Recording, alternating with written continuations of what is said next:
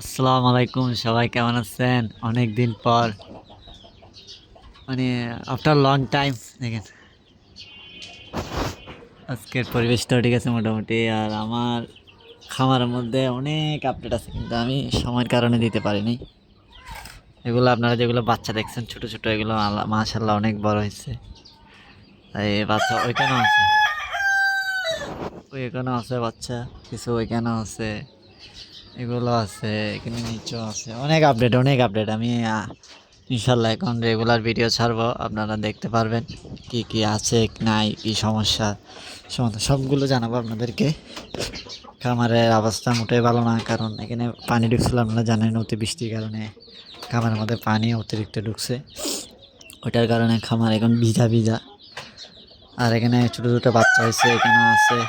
তো সবাই দোয়া করবেন যেন সুস্থ থাকে, সবল থাকে। আর আপডেট আমি জানাবো। আসসালামু আলাইকুম।